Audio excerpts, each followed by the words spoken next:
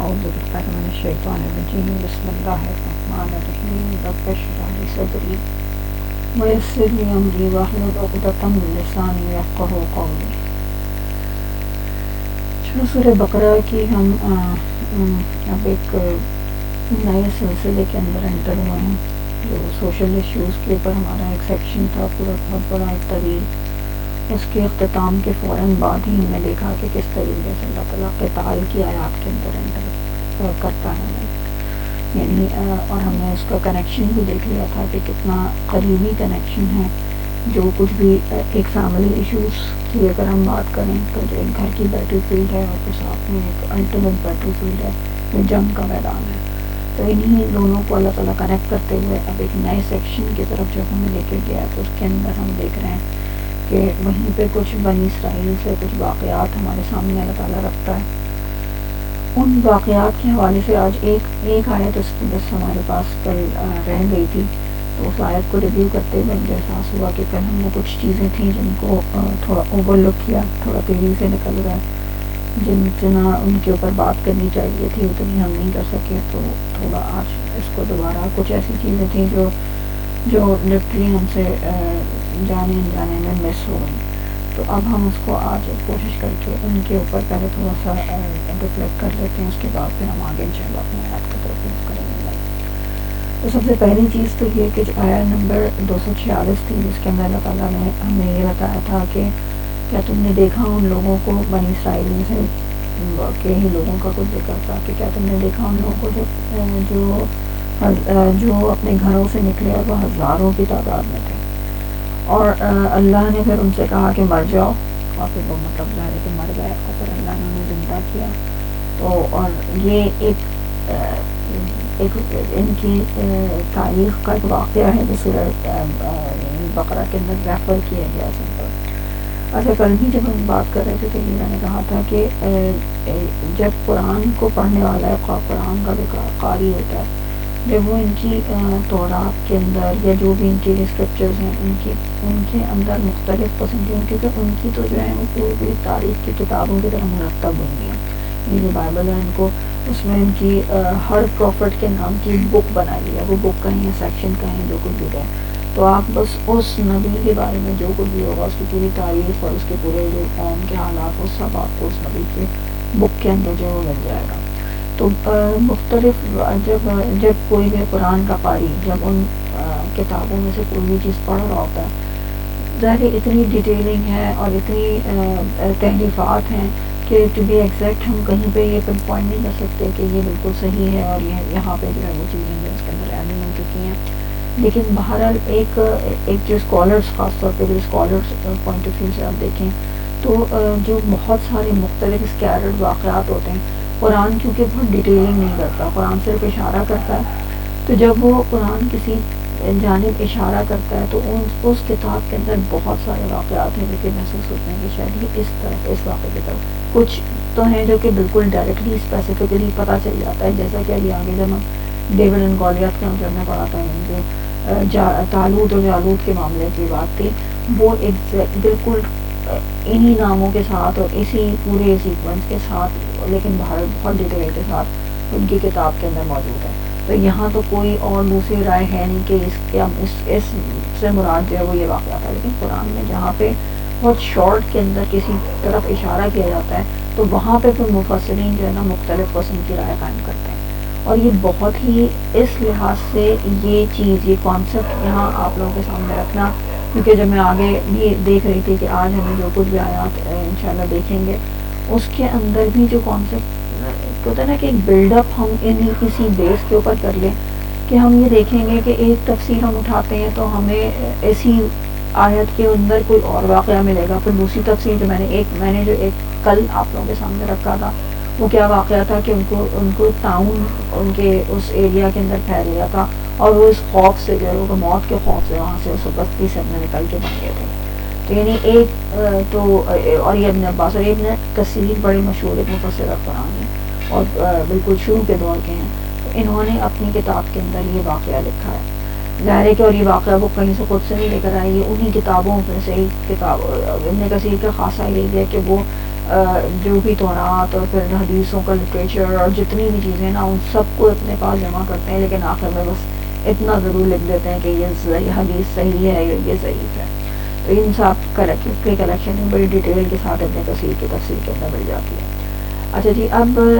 دوسری طرف اور جو بہت میجورٹی اوپینین ہے، جو کل میں نے آپ لوگوں کے سامنے ذکر نہیں کیا، لیکن وہ بہت ساری تفاسیر کے اندر بلکہ زیادہ تر تفاسیر کے اندر آپ کو یہی اوپینین ملے گا کہ اصل میں یہ اس خروج کا واقعہ ہے کہ جب یہ بنی اسرائیل وہاں سے نکلے تھے، یعنی کہاں سے نکلے تھے، مصر سے باہر نکلے تھے، اور موسیٰ علیہ السلام کی تعداد میں ہزاروں کی تعداد میں تھے.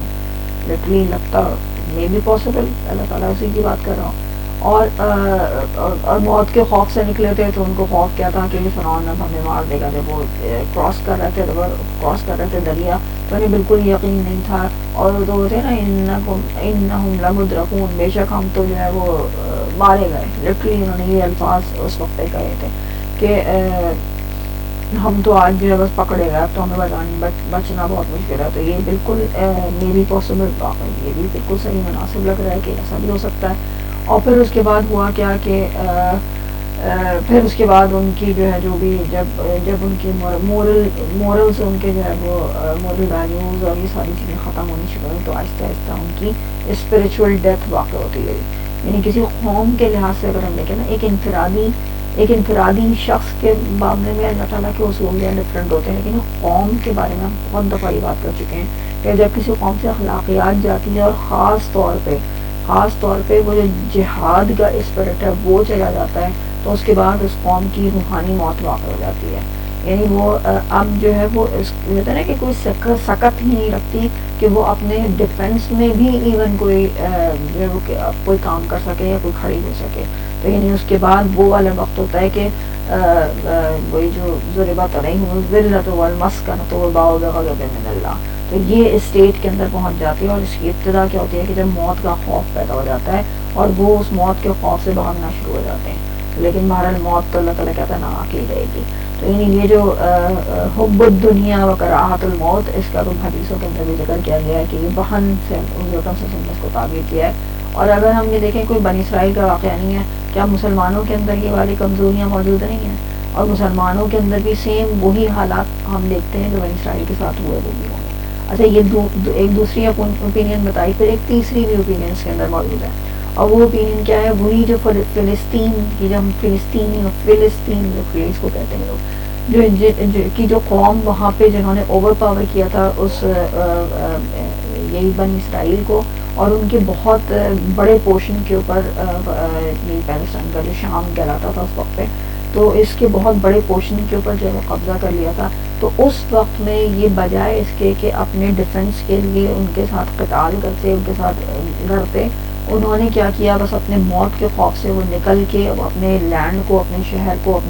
اپنے ملک کو چھوڑ کے وہاں سے نکل کے بھاگ گئے. یعنی فلسطین چھوڑ کے وہ آؤٹسکرٹس کی طرف موو کر گئے. تو اس کی طرف جو ہے وہ کچھ مفسرین نے کہا ہے کہ یہ اصل میں اس کی طرف اشارہ ہے. تو اب اچھا، اب یہ تینوں کو ہم یہ سمجھ لیں. اب یہ کیوں میں اس وقت جو اپنی گفتگو کی ابتدا ہے وہ کیوں ان تین قسم کی رائے سے کر رہی ہوں کہ جب ہم جب خصوصی طور پہ جو قرآن کو تھوڑا پڑھنا شروع کرتا ہے، سمجھنا شروع کرتا ہے، میں خود اپنے بارے میں بتاؤں کہ جب میں نے بالکل شروع میں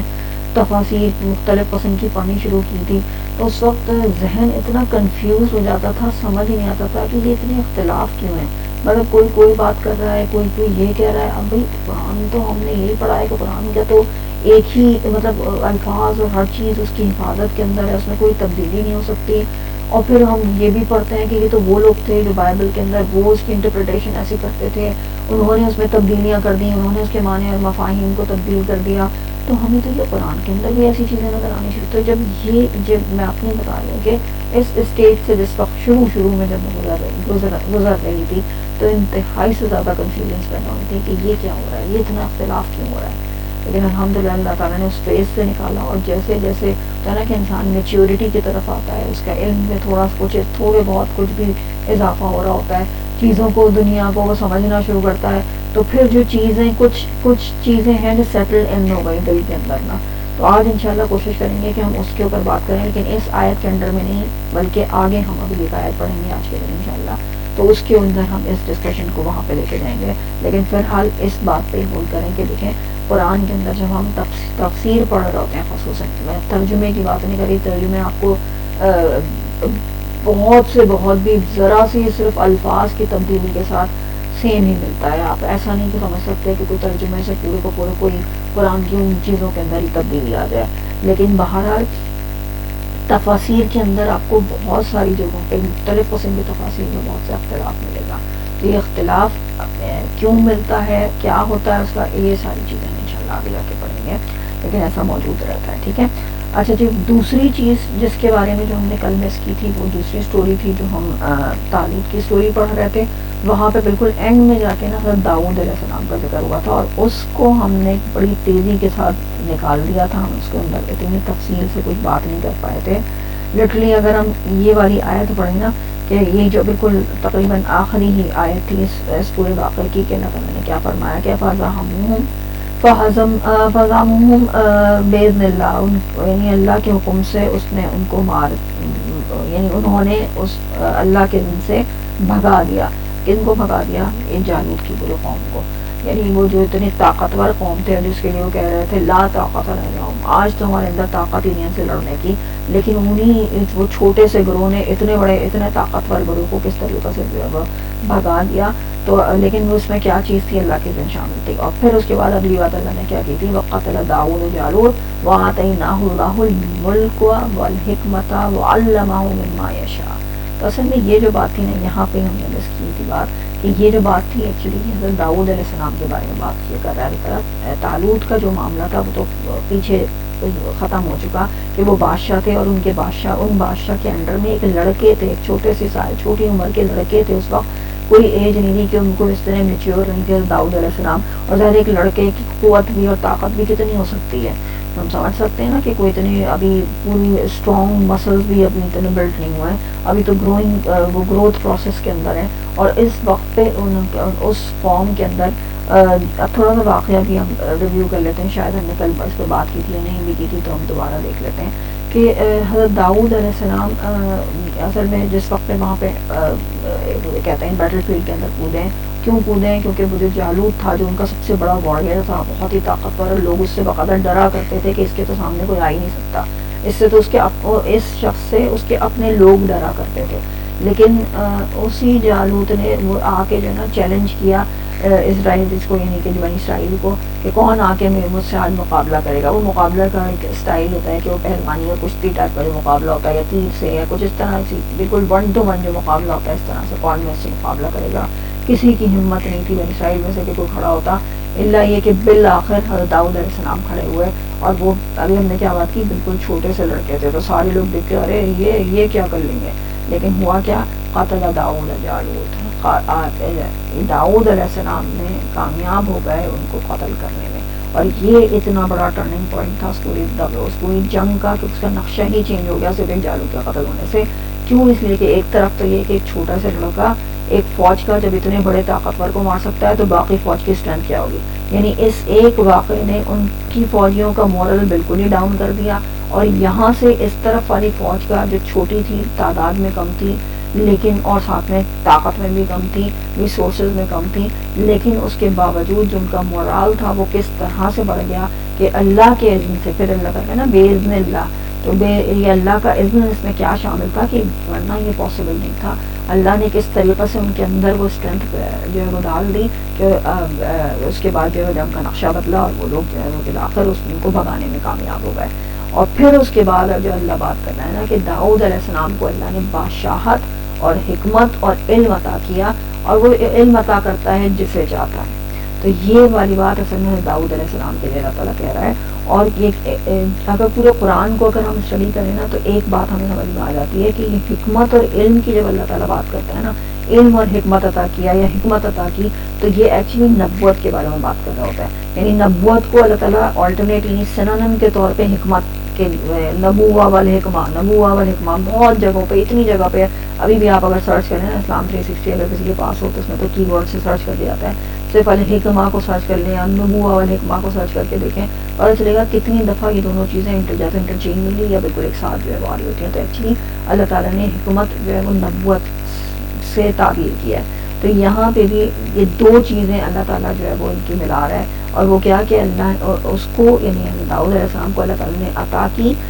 بادشاہت اور حکمت. اور حکمت ہم نے بھی کیا بات کی آلریڈی کس چیز کا ہے؟ نبوت کے. تو یعنی بادشاہت اور نبوت یہ پہلے نبی تھے بنی اسرائیل کے جن کے اندر جن کی شخصیت کے اندر یہ دو چیزیں اکٹھی ہو گئی تھیں. اس سے پہلے نبی آتے تھے، حضرت موسیٰ علیہ السلام نبی تھے، سیموئیل نبی تھے، ایزیکیل نبی تھے، اور پتہ نہیں کتنی ان کے تورات کے اندر کتنے انبیاء کے نام ملتے ہیں، وہ سب نبی تھے. لیکن کسی کو بھی اتنا عروج اور اتنی بادشاہت حاصل نہیں ہوئی جیسے داؤد علیہ السلام کو حاصل ہوئی. اور اسی لیے داؤد علیہ السلام ایک بڑی سینٹرل فگر سمجھے جاتے ہیں بنی اسرائیل کی تاریخ کے اندر. بنی اسرائیل ان کو اتنا زیادہ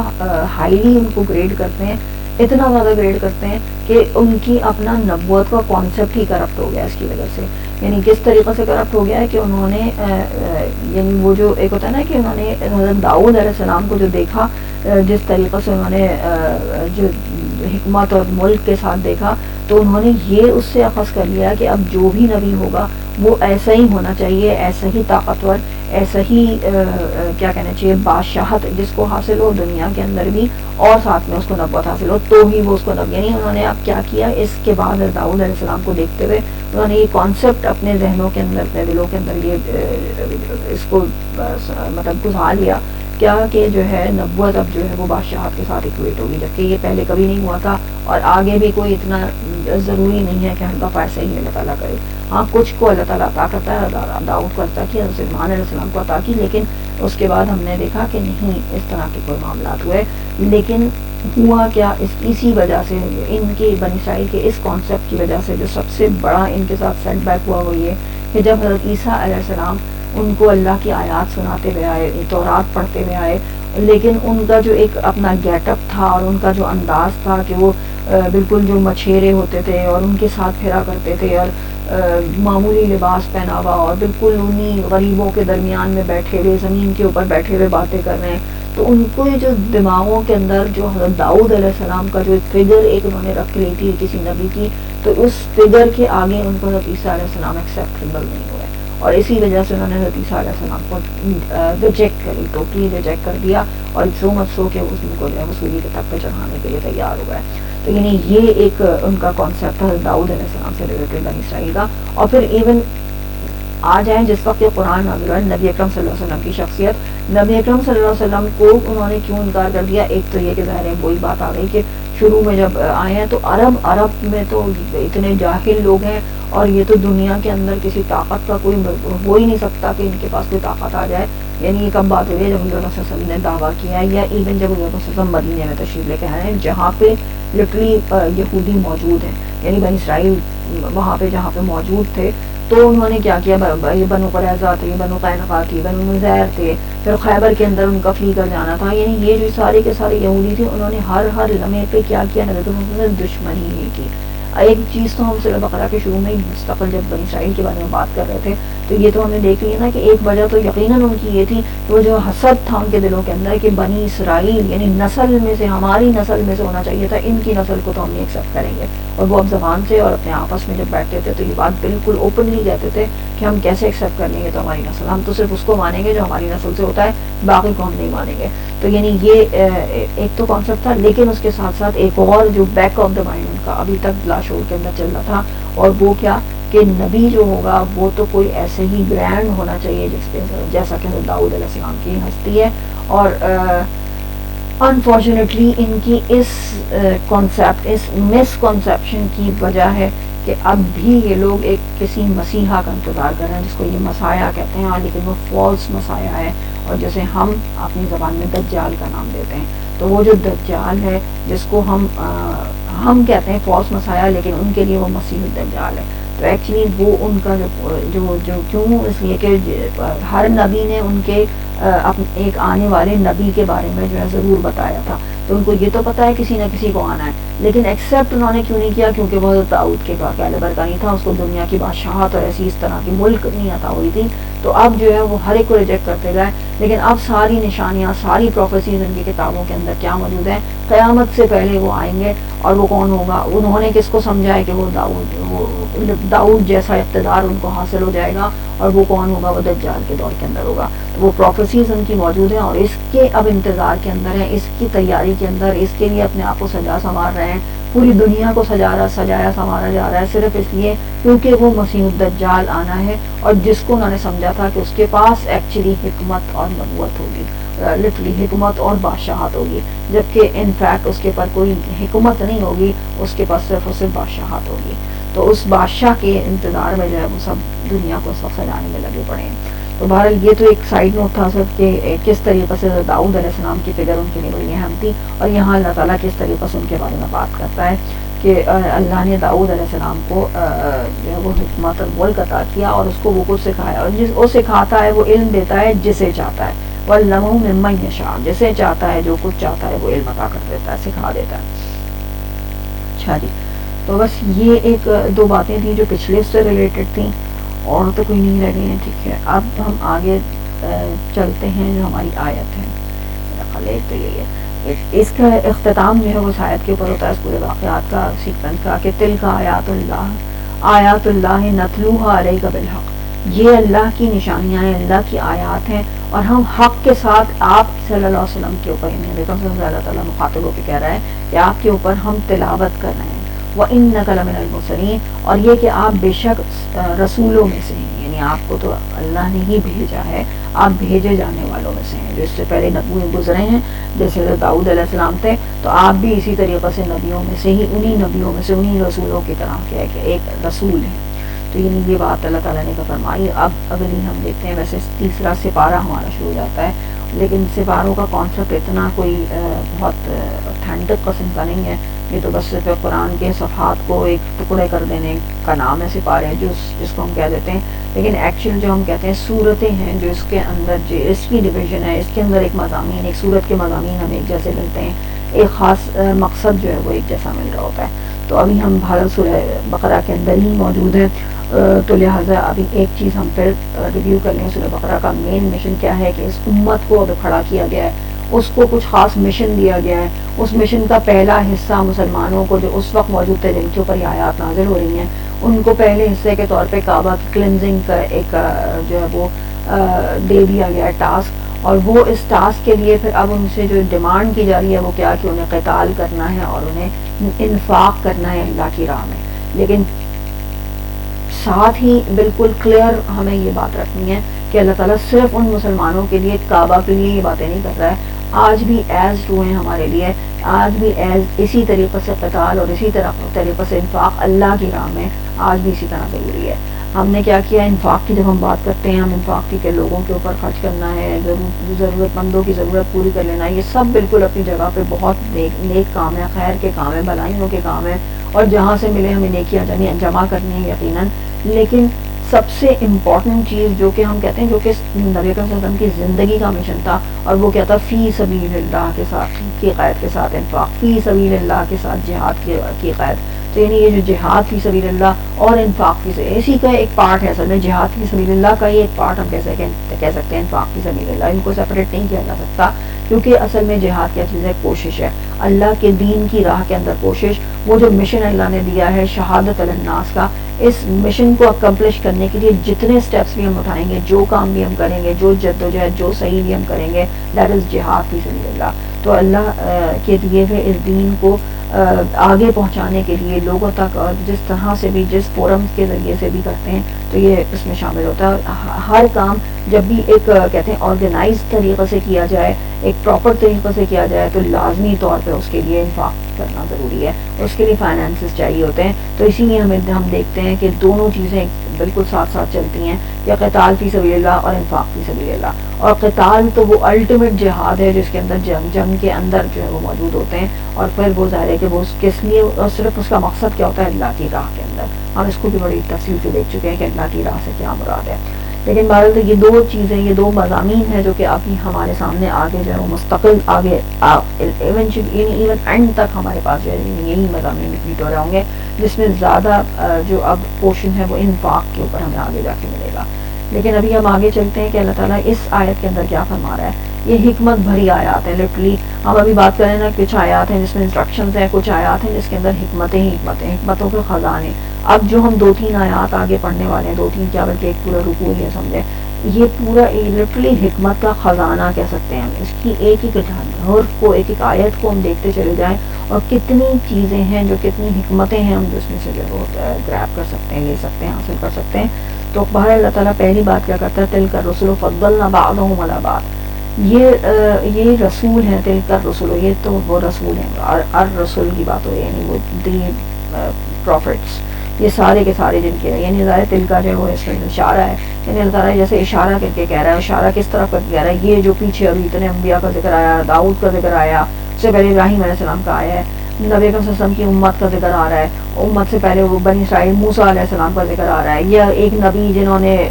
طالوت کو مقرر کر دیا تھا بادشاہ، ان نبی کا ذکر آ رہا ہے. نبی قرآن نے ان نبی کا نام بھی نہیں بتایا، لیکن ہم نے بات کی تھی شموئیل نبی تھے. لیکن بات یہ کہ اتنے انبیاء جتنے بھی یہ سارے کے سارے جتنے بھی رسول ہیں. اور دوسری بات یہ کہ سورہ بقرہ کے اندر تو چلیں بہت ایک لمیٹڈ ہمارے پاس تعداد آتی ہے رسولوں کی، قرآن بھرا پڑا ہے انبیاء کے قصوں سے. اللہ تعالیٰ ان سب کی طرف ایسا ہے جیسے اشارہ کر کے کہہ رہا ہے کہ یہ تمام کے تمام جو رسول ہیں نا، یہ رسول دا پروفٹس فضلنا بعضهم علی بعض، ہم نے فضیلت دی. ہم نے یہاں پہ فضلنا امپورٹنٹ ہے، ہم نے فضیلت دی. ہم نے فضیلت دینے کا مطلب یہ نہیں کہ میں اور آپ فضیلت دینا شروع کر دیں. اللہ کا فضیلت دینا ایک بالکل ڈفرینٹ چیز ہے، اور میرا اور آپ کا اس کے اوپر کوئی حق آ جانا کہ میں جو ہے وہ کسی کو کہوں کہ یہ زیادہ ہے اوپر ہے اور یہ کم ہے، یا اس کا درجہ اوپر ہے یا اس کا درجہ نیچے ہے. میں اور آپ کوئی کوالیفائی نہیں کرتے. ہم سب کے لیے جو ایک بات ہوگی وہ کیا کہ لا نفرق بین احد من رسلہ، ہم کسی رسول کے اندر کوئی تفریق نہیں کرتے، کوئی فرق نہیں کرتے. ہمارے لیے تمام رسول برابر ہیں، تمام انبیاء ہمارے لیے برابر ہیں. تو یہ پکار ہے جو کہ قرآن کے ذریعے سے ہمیں سمجھا دے گا اللہ تعالیٰ. لیکن اس سے پہلے کیا کہ بہرحال اللہ نے بہرحال کچھ کو بعض پر فضیلت دی ہے. اور یہ بھی فضیلت کس طریقے سے، یہ وہ نہیں ہے کہ ایک کو جو ہے وہ بہت ہائٹ پہ اللہ تعالیٰ لے گیا، دوسرے کو جو ہے وہ بالکل نیچے رکھا ہوا نہیں. یہ والی فضیلت کی بات ہے بعضهم علی بعض. اس کے اندر یہ امپلائڈ ہے کہ کسی چیز کے اندر کوئی نبی اوپر ہے، کسی چیز کے اندر کسی کا رینک زیادہ ہے. اور پھر آگے اللہ تعالیٰ ایکسپلین نہیں کر دے گا نا کہ اللہ تعالیٰ کیا کہتا ہے، منہم من کلم اللہ، ان میں سے کچھ ہیں جن سے اللہ کلام کرتا ہے. اللہ تعالیٰ نے نام نہیں لیا، لیکن ہم میں سے کیا کوئی بھی اس کو سمجھنے، مطلب جو بھی قرآن پڑھنے والے ہیں، سمپل سی ترجمہ ہی پڑھنے والے ہیں، ان سب کے ذہنوں کے اندر فوراً آئے گا کون ہے وہ نبی جن سے اللہ تعالیٰ نے کلام کیا. یقیناً فوری طور پہ جو جواب زبان کے اوپر آتا ہے موسیٰ علیہ السلام ویسے ہی نام ہی ان کا کلیم اللہ تھا. یعنی موسیٰ علیہ السلام وہ تھے جن کے ساتھ اللہ تعالیٰ نے کلام کیا. لیکن یہاں پہ پوائنٹ بھی نوٹڈ کیا ہے کہ اللہ نے نام نہیں دیا موسیٰ علیہ السلام کا. اور پھر ورفع بعضهم درجات، اور پھر کچھ کے ان میں سے بعض کے درجات کو بلند کیا. وآتینا عیسیٰ ابن مریم البینات، اور ہم نے عیسیٰ ابن مریم کو روشن نشانیاں دی. وَأَيَّدْنَاهُ بِرُوحِ الْقُدُسِ، اور اس کی روح القدس کے ذریعے سے مدد کی. اب یہ عیسیٰ ابن مریم اور روح القدس، یہ دونوں کا اللہ تعالیٰ نے نام کیوں یہاں پہ لے لیا؟ ڈفرینٹ سی بات ہے، لیکن اتنی بھی ڈفرینٹ نہیں ہے. کانٹیکسٹ سے ہمیں بات سمجھ میں آ سکتی ہے. جب اللہ تعالیٰ کہہ رہا ہے کہ منہم من کلم اللہ، تو اصل میں اس کے اندر ایک آڈینس جو ہے نا وہ یہودی بھی ہیں. اور لٹرلی اس سے پہلے ہی جب داؤد علیہ السلام کا واقعہ اور طالوت اور ڈیوڈ اینڈ گولیت کا واقعہ، او ہو بھائی یہ تو پورا انٹرسٹ ہی کس چیز کا ہے، کس کے واقعات ہیں؟ یہ تو بنی اسرائیل کے واقعات ہیں. اور ایسے واقعات ہیں جن کو یہ لوگ بہت ہی زیادہ بوسٹ کرتے ہیں، لوگوں کے سامنے فقریہ بیان کرتے ہیں. یہ ایسے واقعات ان تاریخ میں سے اللہ تعالیٰ نے اٹھائے ہیں. تو اب جب یہ واقعات سن رہے ہیں وہ یہودی، تو فوری طور پہ سب کے سب بالکل متوجہ ہیں کہ اچھا یہ تو ہمارے واقعات کی بات ہو رہی ہے. تو اس کی اگلی بات اللہ تعالیٰ جو کرتا ہے وہ کیا کرتا ہے، وہ کہتا ہے کہ تلک الرسل بعضهم. اور جب وہ موسیٰ علیہ السلام کا بغیر نام لیے جیسے ہی وہ کہتا ہے کہ من کلم اللہ، تو فوری طور پہ تمام بنی اسرائیل سمجھ رہے ہیں ہاں یہ تو موسیٰ، یعنی بغیر کسی اس کے فوری طور پہ سے اشارہ ہے. سب نے پہچان لینا ہے کہ یہ موسیٰ علیہ السلام کی بات ہو رہی ہے. پھر اس کے بعد بعض کے درجات اور بلند کر دیے ہیں، اور تو نہیں کہہ سکتے، یعنی بعض کے درجات کو بلند کیا ہے. اور پھر جہاں اگلی بات کیا آئی، وآتینا عیسیٰ ابن مریم، وہ موسیٰ علیہ السلام کو تو پہچان لیں گے، اور بھی انبیاء کے ناموں کو بغیر نام کے پہچان لیں گے، ان کے کیریکٹر سے. کسی کو نہیں پہچاننے کو تیار ہوں گے، عیسیٰ علیہ السلام کو ماننے کو تیار نہیں ہوں گے. اور کیوں نہیں ہوں گے؟ اس لیے کہ یہی وہ یہودی تھے، یہی وہ بنی اسرائیل کے کی ایک سیکشن تھا، ایک فرقہ جو کہ بن گیا. لٹرلی فرقہ کس چیز کو کہتے ہیں کہ جو کہ جس نے کیا کیا، اپنے آپ کو الگ کر لیا اور دوسرے ایک گروپ کو الگ کر دیا. اور ایک گروپ نے دوسرے گروپ کو جو ہے کہ کے ساتھ نہ صرف اختلاف کیا بلکہ ایک دوسرے سے نفرت کی، ایک دوسرے کو قتل کیا. لٹرلی کس طریقے سے ہمیں ڈویژنز جو نظر آتی ہیں جیوز اور کرسچینٹی کے اندر، وہ دونوں ہی کیا ہیں، دونوں ہی بنی اسرائیل ہے نا، لیکن کس طریقے سے حضرت موسیٰ علیہ السلام کو جو ماننے والے تھے، جب انہوں نے کیا کیا، جب اختلاف کیا کس چیز کے اندر، جبکہ ان کے پاس پوری روشن نشانیاں موجود تھیں، بس اس نبی کو ماننے کو وہ تیار نہیں ہوئے، اس رسول کو ماننے کو تیار نہیں ہوئے، اور الٹا کیا کیا، انہوں نے الزام لگایا حضرت عیسیٰ علیہ السلام کے اوپر، نعوذ باللہ حضرت مریم علیہ السلام کے اوپر الزام لگایا، اور مطلب کس طریقے سے انہوں نے کیا معاملہ کیا حضرت مریم علیہ السلام کے ساتھ کہ یہ تم کیا گناہ کر کے آ گئی ہو، جب عیسیٰ علیہ السلام کو لے کے وہ پلٹی تھیں، تو اللہ تعالیٰ یہ اسی لیے خاص طور پہ دونوں کا نام، اور دوسری چیز، دوسرا جو ان کی ہیٹریٹ تھی وہ کس طرف تھی کہ ایک تو عیسیٰ ابن مریم، ان کو نہیں مانا اور ان کو سولی کے پہ پھول چڑھانے کی کوشش کی، اور دوسری ہیٹریٹ ان کی کس طرف تھی، روح القدس یعنی جبرائیل علیہ السلام کی طرف، کہ یہ وہ ہیں، یہ وہ فرشتے ہیں کہ جب ایک تو ایک بات تو ان کی نفرت کی ہمیشہ جو رہی ہے وہ کیا، ان کے جو کتابوں کے اندر بھی جو جس طرح انڈیکیٹ کرتے ہیں، نعوذ باللہ نعوذ باللہ، کس طریقے سے وہ واقعی فرشتوں کی اور انبیاء کی تضحیق کرتے ہیں، وہ کہتے ہیں کہ جب بھی یہ تو فرشتہ آتا ہے نا تو عذاب ہی آتا ہے، اور دوسری بات جو یہ کرتے ہیں وہ کہتے ہیں کہ اس کو تو بنی اسرائیل کی طرف آنا تھا، یہ پتہ نہیں کیوں، یعنی ان کے دلوں کے اندر ایک عجیب سی عداوت جبرائیل علیہ السلام سے شروع سے موجود تھی، اور وہی عداوت بعض ایسے واقعات ہوئے جس کے بعد مزید بڑھ گئی، تو اللہ تعالیٰ نے ان دونوں کا نام لے کر سیپریٹلی بتا دیا کہ دیکھو یہ کیا ہے، کہ ایک تو عیسیٰ ابن مریم، اور اس کے پھر ہاتھ مضبوط کیے کس کے ذریعے سے، روح القدس کے ذریعے سے، وَلَوْ شَاءَ اللَّهُ مَا اقْتَتَلُوا، اور اگر اللہ چاہتا تو نہ وہ لوگ قتل کرتے، من بعدہم، ان کے بعد، ان کے بعد یہ جو رسول اللہ نے بھیجے تھے ان کے بعد اگر اللہ چاہتا تو ایک دوسرے کو قتل نہ کرتے، من بعد ما جاءتهم البینات، جبکہ آ گئی تھی ان کے پاس بالکل واضح نشانیاں، وَلَٰكِنِ اخْتَلَفُوا فَمِنْهُم مَّنْ آمَنَ، اور لیکن انہوں نے اختلاف کیا، فَمِنْهُم مَّنْ آمَنَ، پھر ان میں سے کچھ ہیں جو کہ ایمان لاتے ہیں، وَمِنْهُم مَّنْ كَفَرَ، کچھ ہیں جو کفر کرتے ہیں، وَلَوْ شَاءَ اللَّهُ مَا اقْتَتَلُوا، اور اگر اللہ چاہتا تو وہ قتل نہ کرتے، وَلَٰكِنَّ اللَّهَ يَفْعَلُ مَا يُرِيدُ، اور لیکن اللہ کرتا ہے جو چاہتا ہے، ما یرید، جو کچھ بھی ارادہ کر لیتا ہے۔ اب یہ تو پہلا والا پورشن تو ہمیں سمجھ میں آ گیا نا کہ تفضیل کے بارے میں، فضیلت کے بارے میں، ویسے تو اس کے اوپر بھی بہت بات کی جا سکتی ہے، لیکن فی الحال ہم اس کو اتنا ہی رکھتے ہیں۔ میرے نوٹس انشاءاللہ میں شیئر کروں گی، اس کے اندر میں نے کچھ چیزیں شاید لکھی ہیں یا نہیں، میں نے صرف اس کے ہنٹس ہی دیے ہیں کچھ، لیکن بہرحال چلیں تھوڑی ایک آدھ حدیث ہمیں یاد بھی ہوتی ہے کہ نبی صلی اللہ علیہ وسلم نے کیا فرمایا کہ تم مجھے یونس ابن متیٰ کے اوپر بھی فضیلت نہ دو۔ یونس علیہ السلام کون سے نبی تھے جن سے ایک غلطی ہوئی تھی، اور وہ اللہ کا حکم آنے سے پہلے اپنی قوم کو چھوڑ کے نکلے تھے، اور جس کے بعد اللہ نے ان کی قوم کو معاف کر دیا تھا، اور حضرت یونس علیہ السلام کو سزا کے طور پہ مچھلی کے پیٹ کے اندر رہنا پڑا تھا۔ تو مطلب یہ ایک حضرت صلی اللہ علیہ وسلم کا یہ کہنا کہ تم مجھے یونس ابن متیٰ پر بھی فضیلت نہ دو، یا ایون ایک اور جگہ پر نے فرمایا کہ مجھے موسیٰ علیہ السلام سے نہ کمپیئر کرو۔ تو مطلب یہ ساری چیزیں اصل میں کیوں نبی صلی اللہ علیہ وسلم اس طرح سے کہہ رہے تھے، کیونکہ ہمارے اندر پوٹینشیل موجود ہے، ہم انسانوں کے اندر ہم جو ہے وہ ایک دوسروں کو کیا کرتے ہیں، کمپیئر کرنا شروع کر دیتے ہیں کہ فلاں کا جو ہے نا یہ اتنا اوپر ہے، اور بہرحال ہمیں بتانے کی ضرورت نہیں ہے کون کتنا اوپر ہے، کون اور اللہ کے نگاہ میں کتنا اوپر ہے، یہ ہم میں سے ایک تو ہمارا کوئی اسٹیٹس ہی نہیں ہے کہ ہم یہ چیزوں کے فیصلے کریں یا ان چیزوں کے اوپر بات کریں۔ اللہ نے فضیلت دی ہے، یقیناً اللہ دینے والا ہے، لیکن ہمارے لیے اللہ نبی صلی اللہ علیہ وسلم کی جو تاکید ہے، نبی صلی اللہ علیہ وسلم نے جو ہمیں طریقہ بتایا وہ کیا کہ ایک دوسرے کے ساتھ یعنی انبیاء کے درمیان ایک دوسرے کے اوپر کوئی فضیلت نہ، تو یقیناً ہم نبی صلی اللہ علیہ وسلم کی امت سے ہیں، تو ان کے ساتھ ہمارا تعلق جو ہے وہ باقی انبیاء کے ساتھ نہیں ہوگا، لیکن بہرحال جو ہماری کال آؤٹ ہے وہ کیا ہوگی، کال ہماری کیا ہوگی، لا نفرق بین احد من رسلہ، ہم کسی بھی رسولوں کے درمیان تفریق نہیں کرتے۔ تو تفضیل اور تفریق کے اندر فرق ہے نا، تفضیل تو یہ ہے کہ فضیلت کسی کو، اور یہ فضیلت کون دے رہا ہے، اللہ دے رہا ہے، کہ کسی کے رینکس جو ہے وہ کسی لحاظ سے اوپر ہیں، کہ کوئی کلام کر رہا ہے تو کوئی جو ہے وہ کسی کو بالکل ایسی واضح نشانیاں دی ہیں جو کہ سارے لوگ دیکھ رہے ہیں، تو مطلب یہ یعنی کلام تو ظاہر ہے کہ بالکل انڈیویجول لیول کے اوپر ہوتا ہے۔ حضرت موسیٰ نے آ کے بتایا تھا کہ میں نے اللہ سے بات کی ہے، لوگوں نے دیکھا تو نہیں تھا کہ کس طرح بات کی ہے، لیکن حضرت عیسیٰ علیہ السلام کو جو نشانیاں دی گئی تھی وہ تو پورے جتنی قوم تھی وہ سب دیکھ رہی تھی، تو کہ کیسے وہ کونیوں کا علاج کرتے ہیں، کس طریقے سے وہ ایک بالکل ہی جب کوارٹ کے اندر تھے پنگوڑے میں اس وقت میں وہ بولنا شروع کر دیتے ہیں بالکل چھوٹی عمر کے اندر، تو مطلب یہ جو نشانیاں تھیں تو پوری قوم ایک ساتھ دیکھ رہی تھی نا، تو یعنی کوئی بھی نشانی ہو تو بہرحال کسی کو کچھ دیا ہوا ہے، کسی کو کچھ دیا ہوا ہے، تو بہرحال اس کی بیس پہ یہ نہیں ہے کہ کسی کو اوپر اور نیچے جو ہے وہ دکھایا جائے، تو یہ تو ایک اس کا قاعدہ ہے۔ لیکن اب جو آیات آئی ہیں نا یہ بڑی، اس کے بارے میں نے کہا کہ شروع میں ہم تھوڑا سا ٹون سیٹ کر لیں کہ کس طریقے سے ہمیں اختلاف نظر آتا ہے تفاسیر کے اندر. اور یہ صرف تفاسیر کی بات نہیں ہے, ہمیں اور بھی چیزوں کے اندر ہم دیکھتے ہیں کہ جو ہے فلاں چیز کے بارے میں یہ والا جو گروپ ہے وہ اس طرح سے بتا رہا ہے, اور یہ والا جو گروپ ہے وہ تو یہ والی بات کر رہا ہے, تو پتہ نہیں کیا بھائی کیا صحیح ہے اور کیا غلط ہے, اس کو مانیں یا اس کو مانیں. اتنی کنفیوژنز ہیں ہر طرف, اتنی باتیں ہیں اور عجیب سا کیوس ہے. تو ان چیزوں کے اوپر جو ہے نا اللہ تعالیٰ نے بڑی زبردست اور بہت ہی کنسائز قسم کی جو ٹیچنگز ہیں نا وہ یہاں پہ دے دی ہیں. اس کو ہم تھوڑا سا سمجھنے کی کوشش کرتے ہیں, اور ظاہر ہے کہ اس کو سمجھتے ہوئے ہم جو چیز رکھیں گے اپنے سامنے وہ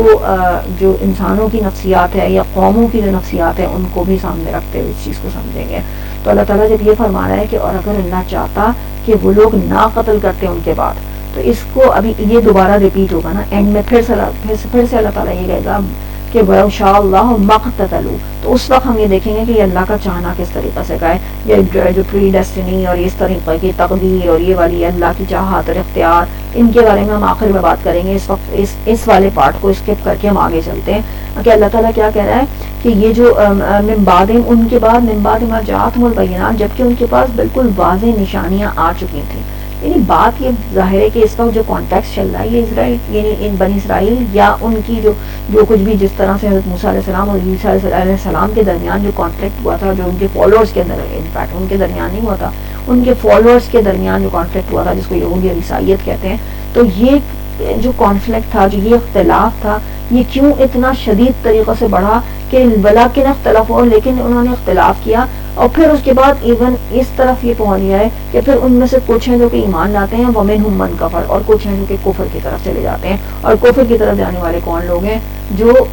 ایک دوسرے کو اتنی حد تک ریجیکٹ کر دیتے ہیں کہ وہ قتل کی یعنی اتنی نفرت کے اندر چلے جائیں اس اختلاف کے بعد کہ وہ مطلب اس کی کوئی لمٹ ہی نہ رہے, اور یہاں تک ہو جائے کہ وہ نفرت اور نفرت سے قتل کی نوبت آ جائے. یعنی اور یہی انہوں نے کیا نا کہ انبیاء کو قتل کرتے رہے وہ مستقل. تو یہ جو چارج ہے وہ مینلی یقیناً یہ بات ان کی ہو رہی ہے, لیکن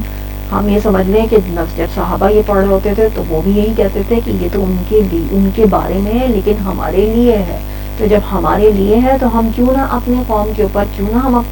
اپنے ہی حالات کے اوپر ان آیات کو رکھ کے دیکھیں. ہمارے پاس بھی تو کیا ایسا نہیں ہو رہا کہ اختلافات ہوتے ہیں اور اس کے بعد نفرتیں ہوتی ہیں, پھر اس کے بعد زدہ ہوتے ہیں, جس کو بغیم بینہم کہا ہے اللہ تعالیٰ نے, اور کتنی دفعہ یہ بغیم بینہم کا ورڈ ریپیٹ ہوا ہے. اور انفیکٹ ایک میرے پاس میسج بھی آیا تھا کہ اس چیز کو تھوڑا سا مزید کلیریفائی کرنا چاہیے کہ جو بھی اس وقت بات کی گئی تھی بغیم بینہم کے انڈر میں, تو ہو سکتا ہے کہ اب وہ کلیریفائی تو نہیں کہنا چاہیے, لیکن ہوتی ہے کہ بعض دفعہ ہم کسی کانٹیکس کے اندر بات کر رہے ہوتے ہیں تو وہ بات پوری نہیں ہو رہی ہوتی. تو ان آیات کے اندر میں انشاءاللہ کوشش کریں گے کہ وہ بات پوری طرح سے واضح ہو سکے کہ اصل میں بات جو ہے نا وہ کیا کانسیپٹ اس چیز کے پیچھے کیا ہے, کیا وجوہات ہوتی ہیں اور پھر اس کی کیا ریمیڈیز ہوتی ہیں. یہ اللہ تعالیٰ نے 2 چیزیں یہاں پہ بتا دی ہیں. یہ بڑی اس لیے جو ہے نا زبردست قسم کی آیات ہیں. تو بہرحال ہم اپنے اوپر جب رکھ کے دیکھتے ہیں تو ہمیں کیا نظر آتا ہے کہ ایک تو پہلی چیز تو ہم اپنے اوپر بھی نہ رکھیں, ہم بالکل انسانوں کی فطرت اور قوموں کی فطرت کے اوپر غور کر لیں. کیا ہم جب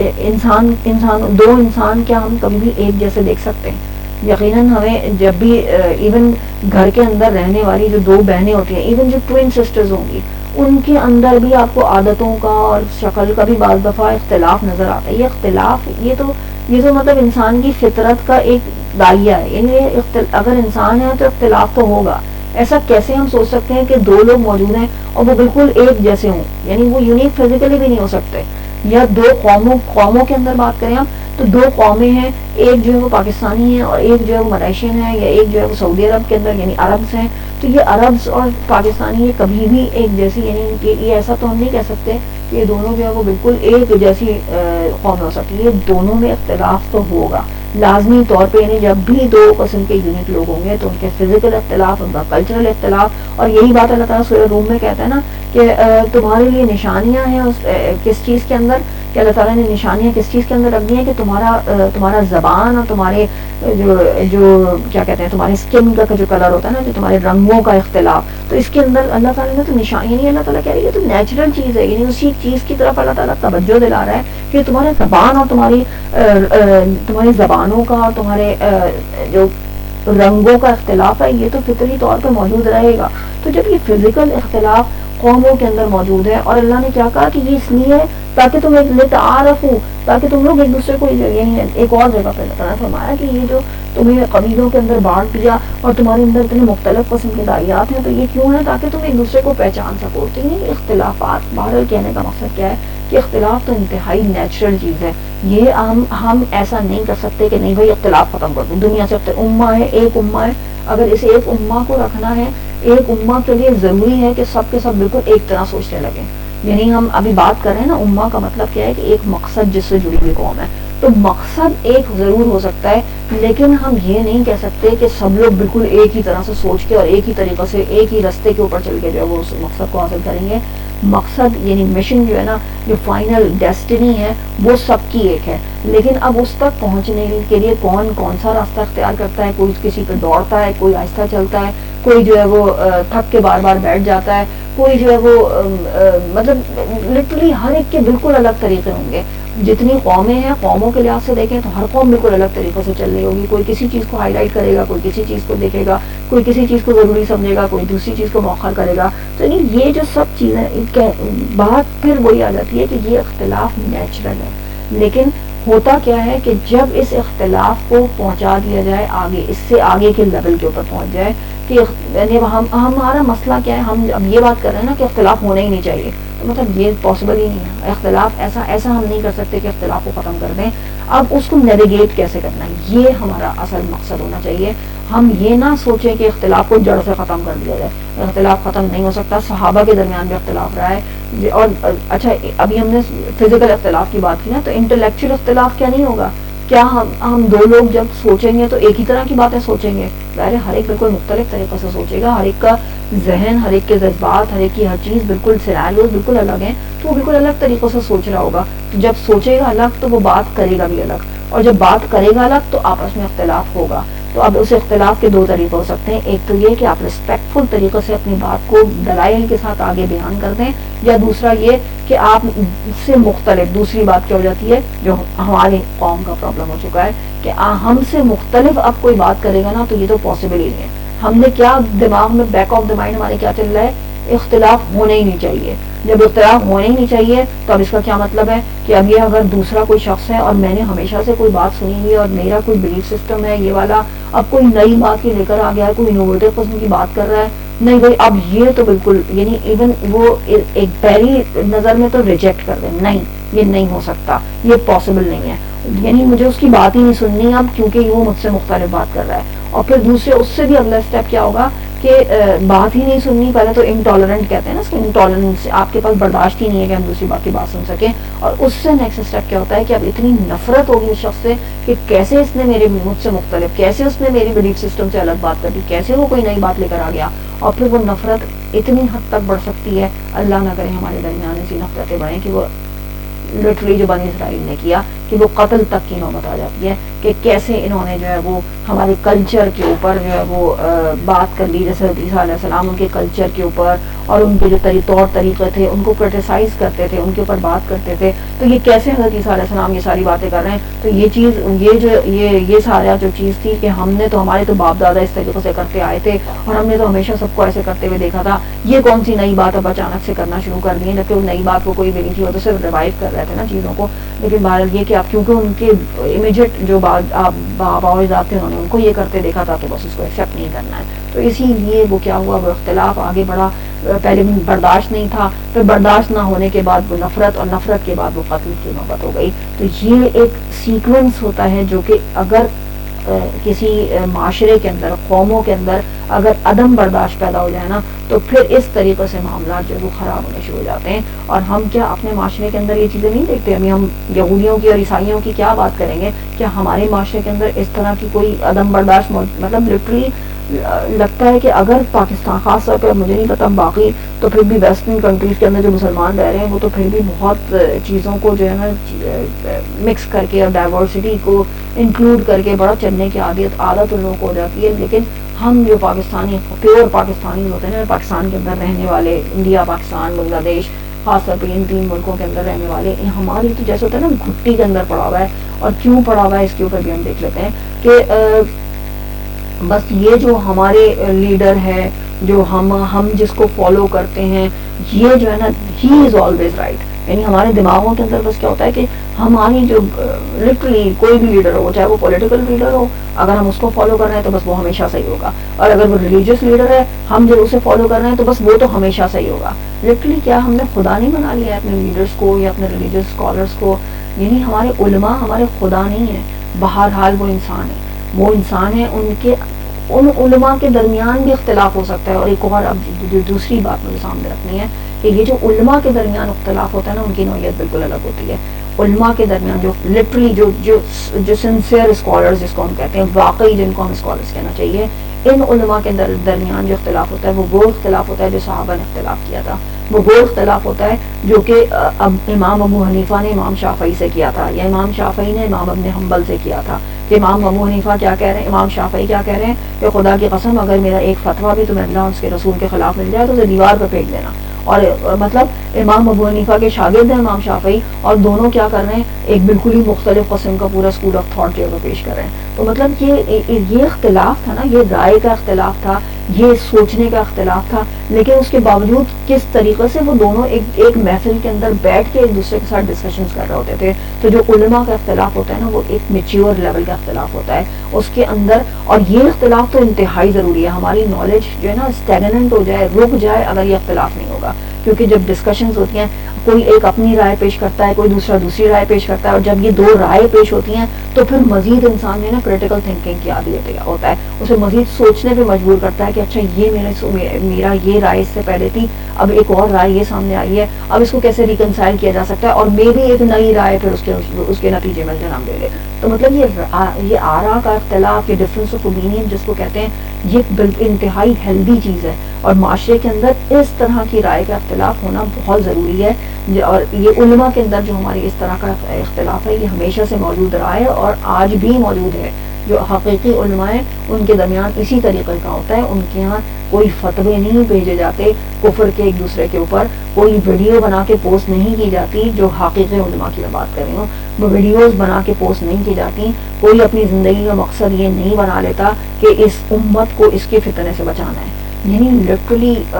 سوچ کے تکلیف ہوتی ہے. اصل میں جو میرا پوائنٹ تھا اس وقت بھی یہ پوائنٹ تھا، اور آج بھی اللہ کرے کہ میں اس بات کو کلیئر کر سکوں کہ اصل میں دیکھیں علماء کا تو یہ اختلاف ہوا نا کہ وہ تو جب ڈسکشنز کر رہے ہیں تو اس میں ایک میجورٹی کا لیول ہے. وہ ایک دوسرے کی رائے کا احترام کر رہے ہیں، وہ ایک دوسرے کو برداشت کر رہے ہیں، ایک دوسرے کی رائے کو مطلب لٹرلی وہ برداشت والا نہیں ہے کہ چاروں ناچار برداشت کر رہے ہیں. لٹرلی احترام کرتے ہوئے برداشت کرنے کے قابل نہیں. وہ جو عدم برداشت والی فضا تھی، ایسی کوئی چیز وہاں پہ موجود نہیں ہوتی، بلکہ سب ایک دوسرے کی بات کا احترام کر رہے ہوتے ہیں، سن رہے ہوتے ہیں رائے کو. لیکن اس کے بعد ہوتا کیا ہے، جو نیکسٹ لیول کے اوپر آتے ہیں نا پبلک، جس کو ہم کہتے ہیں فالوورز. اب وہ جو فالوورز ہوتے ہیں نا، ان کے دلوں کے اندر ایک کیا چیز زیادہ ہو جاتی ہے، عقیدت زیادہ پیدا ہو جاتی ہے، محبت زیادہ پیدا ہو جاتی ہے. اب وہ محبت اور عقیدت کس سے ہو رہی ہے؟ اب وہ دین سے محبت اور عقیدت نہیں ہے، وہ قرآن سے محبت اور عقیدت نہیں ہے، وہ اللہ اور رسول سے یقیناً، خیر میں یہ نہیں کہہ رہی کہ بالکل ہی ختم ہو گئی ہے، یقیناً وہ ہے. لیکن ان کے بیچ میں ایک عالم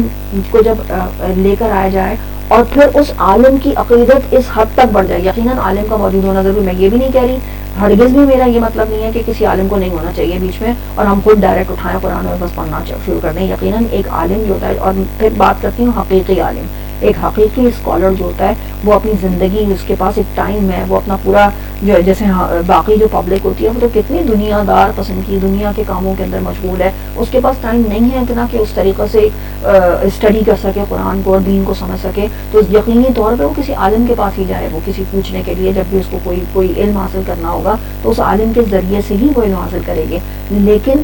وہ عالم، اس عالم کو عقیدت اور محبت کے اندر یہ سمجھ لینا کہ وہ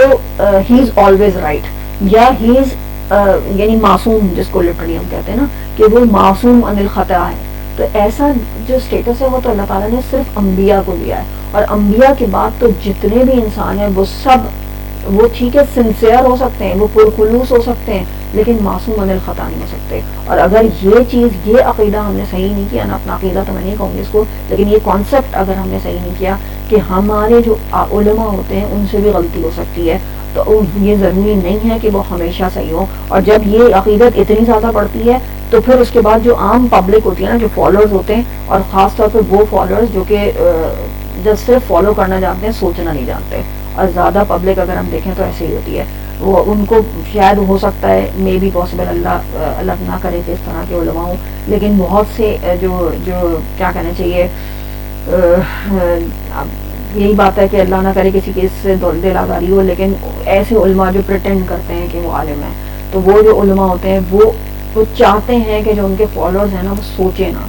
وہ کیوں چاہتے ہیں ایسا کہ اگر یہ سوچیں گے پھر تو ان کی جو دکانداری ہے نا، یہ میں علماء کی بات نہیں کر رہی، ان کی بات کر رہی ہوں جو صرف اپنے آپ کو عالم ظاہر کر رہے ہوتے ہیں. اور یہ جو لوگ ہوتے ہیں نا، پھر ان کا کیا معاملہ ہوتا ہے کہ یہ تو چاہتے ہی نہیں کہ عوام کسی بھی طریقے سے خود سے قرآن کو ہاتھ میں لے، خود سے دین کو سمجھنے کی کوشش کرے. وہ ہمیشہ چاہتے ہیں کہ میری جو ذات ہے نا وہ ان کے درمیان میں رہے، کیونکہ میں انہیں جو بتاؤں گا تاکہ جو میری اتھارٹی ہے، جو میری لیڈرشپ ہے نا وہ قائم رہے، اس کو کسی طرح سے آنچ نہیں آنی چاہیے. تو اس طرح کے جب یہ والی جو مینٹالٹی بنتی ہے نا، اور یا پھر ایون لیڈر فالوور کی جو سمپل، جو بغیر سوچے لیڈرشپ کے پیچھے چل رہے ہوتے ہیں، ان کی جو عقیدت کے ساتھ جو خاص طور پہ چل رہے ہوتے ہیں، ان کا پرابلم پھر کیا ہو جاتا ہے کہ وہ جو ہے نا پھر دین کے ساتھ مخلص ہونے کے بجائے اس عالم کے ساتھ یا اس فرقے کے ساتھ مخلص ہوتے ہیں. یعنی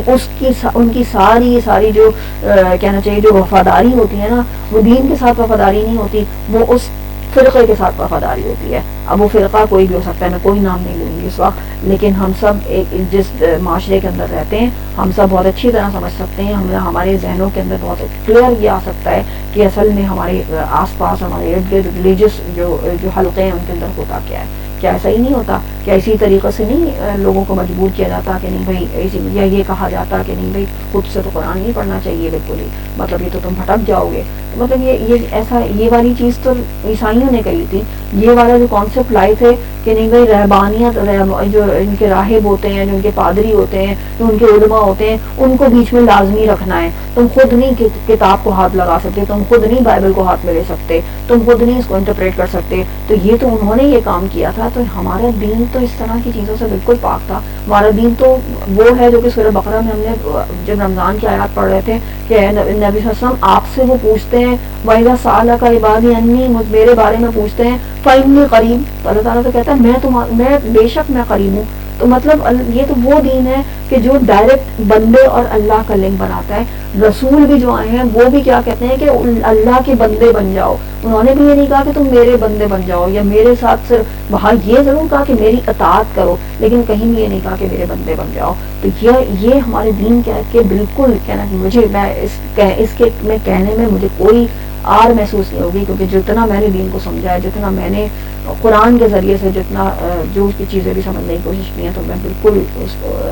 اور اپنے دل کی گہرائیوں سے پورے خلوص کے ساتھ میں یہ بات کروں. باہر اللہ تعالیٰ جو ہے وہ ہمیں ہدایت دینے والا، اللہ تعالیٰ ہمیشہ ہدایت کے اوپر قائم رکھے کہ بہرحال یہ دین ہمارا نہیں ہے. ہمارا دین ہمیں یہ نہیں سکھاتا کہ کسی ایک عالم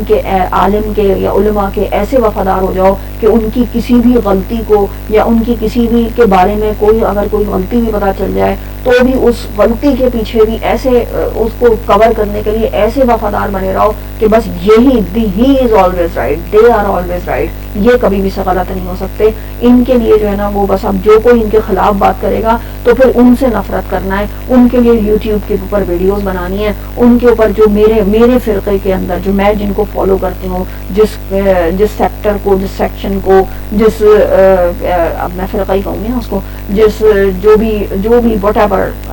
میں پھر کہہ رہی ہوں، میں نام کہیں پہ بھی لینا چاہ رہی، جس کو بھی میں فالو کر رہی ہوں نا، ان کے جو علماء ہیں، اب ان کے خلاف جہاں پہ بھی کوئی بات کی جائے گی نا، جہاں سے بھی میں کسی کے لیکچر کے اندر درمیان میں سے میں کوئی کانٹیکس لے کے، کیونکہ علماء جو پریٹینڈ ٹو بی اسکالرز ہیں وہ لے کر آئیں گے. وہ پریٹینڈ ٹو بی اسکالرز ہوتے ہیں نا، ان کے بھی پیچھے کچھ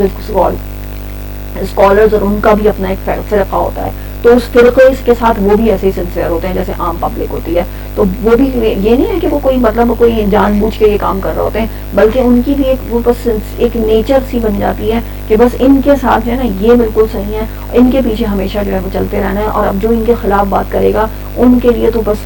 مطلب اب ساری صلاحیتیں کیا ہو رہی ہیں، ساری انرجیز کہاں پہ جا رہی ہیں، اب صرف اس کو غلط ثابت کرنا ہے. کیوں؟ اس لیے کہ اس نے اپنی کسی تقریر کے اندر، اس نے اپنے کسی بات کے اندر کوئی نہ کوئی جو ہے وہ ایسی بات کر دی تھی. میں یہ ساری باتیں کرتے ہوئے میں تو یہ بھی سوچ رہی ہوں کہ کیا پتہ اب یہ میں یوٹیوب کے اوپر اپلوڈ کر رہی ہوں اور اب تو میں نے پبلک بھی کرنی شروع کر دی ہے، کیا پتہ میرے اوپر میرے خلاف بھی ایسی کوئی ویڈیوز بننا شروع ہو جائیں کہ بھائی خیر میں کوئی اتنی مشہور نہیں ہوں لیکن کوئی پتہ نہیں ہوتا جتنے بھی فالوورز ہوتے ہیں کسی کا کیا سوچ ہوتی ہے، کس طریقے کی سوچ ہے، تو کوئی بھی ہو سکتا ہے اس بات سے اختلاف کر سکے. تو لیکن بہرحال بہت ہی ہمبل طریقے سے بہت یعنی کہنا چاہیے اس معاملے کے اندر انتہائی ہمبلنس کے ساتھ کہ اور بہت ہی کیا کہنا چاہیے کہ احترام کے ساتھ، وہی بات ہے کہ ہر چیز کے جو ہم بات ہی یہ کر رہے ہیں کہ اختلاف بھی ہونا چاہیے احترام کے ساتھ. تو یہ جو علماء جن کی ہم بات کر رہے ہیں یا وہ جو پبلک جو عام پبلک ہے ان کے لیے بھی اپنا احترام محفوظ خاطر رہے گا، ان کے لیے بھی کوئی نفرت نہیں ہوگی، ان سے ہمدردی ہوگی کہ اللہ، اور ان کے لیے دعا ہوگی کہ اللہ ان کو سیدھا رستہ دکھا دے.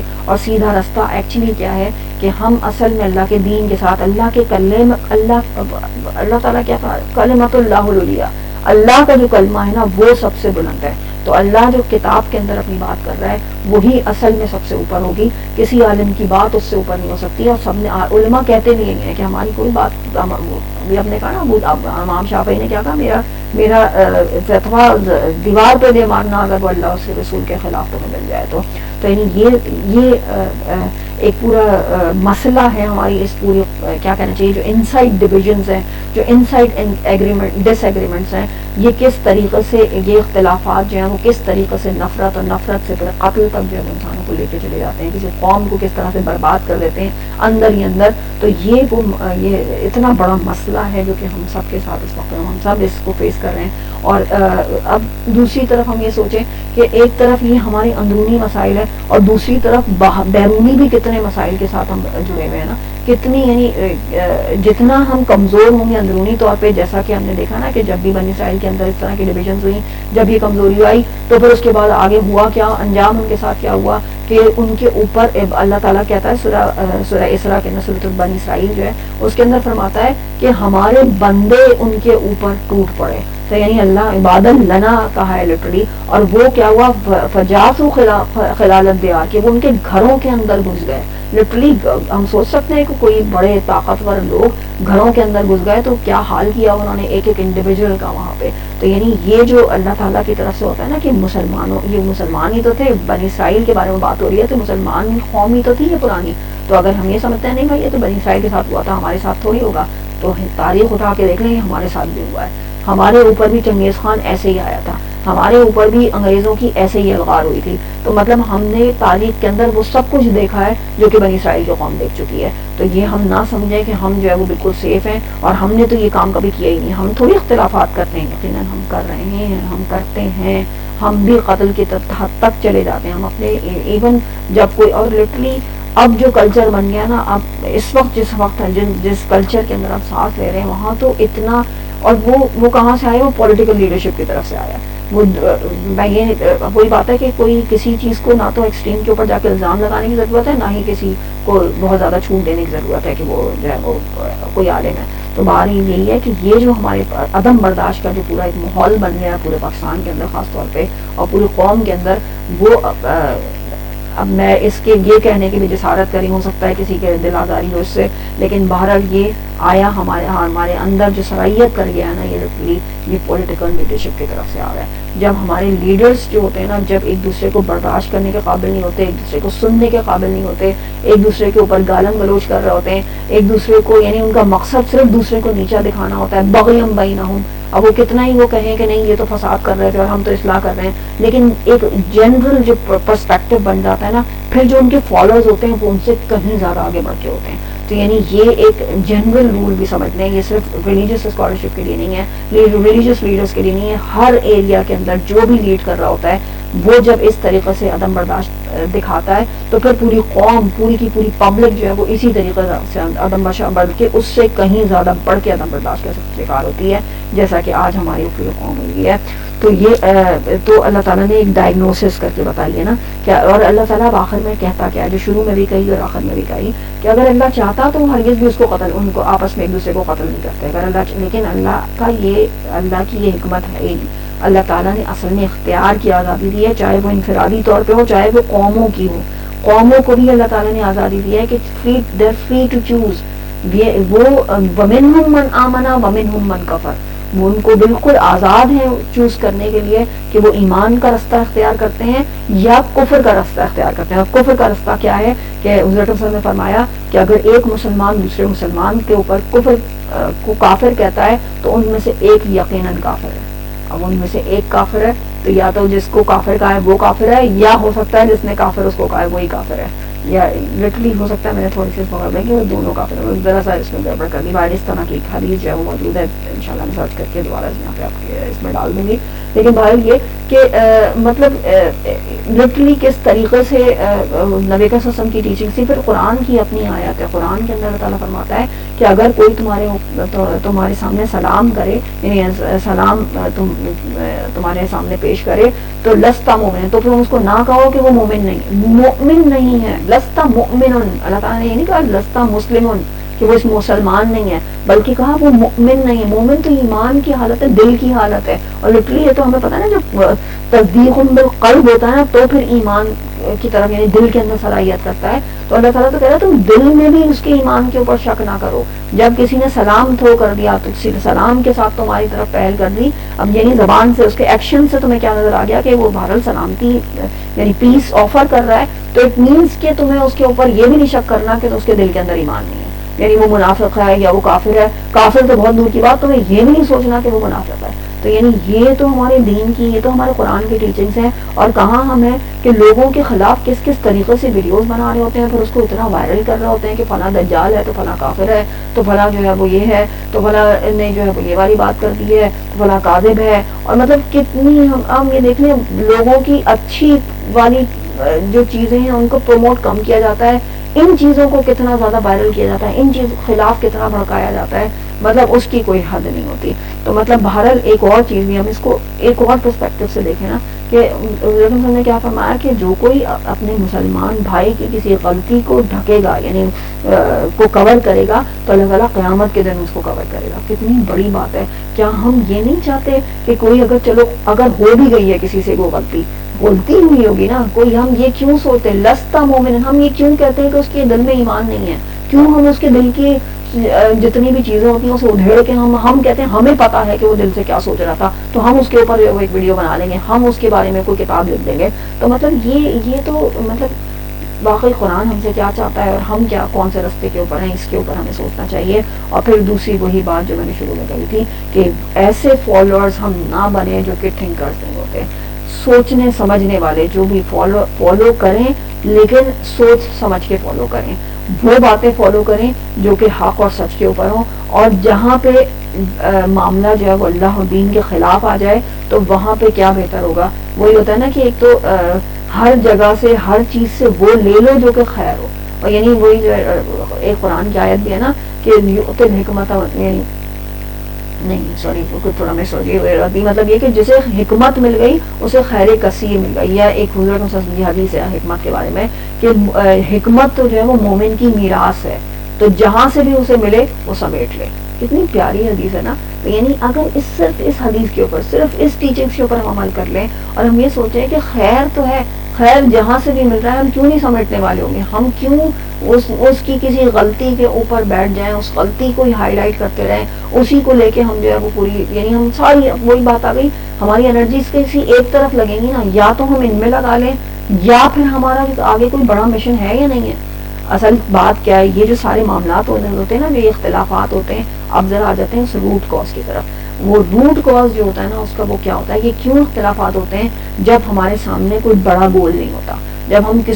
کوئی اونچا آئیڈیل ہمارے پاس نہیں ہوتا, ہم کسی بڑی چیز کی طرف نہیں سوچ رہے ہوتے, تو پھر ہم فروعات کے اندر پڑ جاتے ہیں. پھر چھوٹی چھوٹی چیزیں, فلاں کا جو ہے وہ پائچا اوپر ہے تو فلاں کی داڑھی اتنی لمبی ہونی چاہیے, نہیں ہوگی تو نماز نہیں ہوگی, ایسے نہیں ہاتھ باندھیں گے تو نماز, یعنی یہ سب اپنی جگہ پہ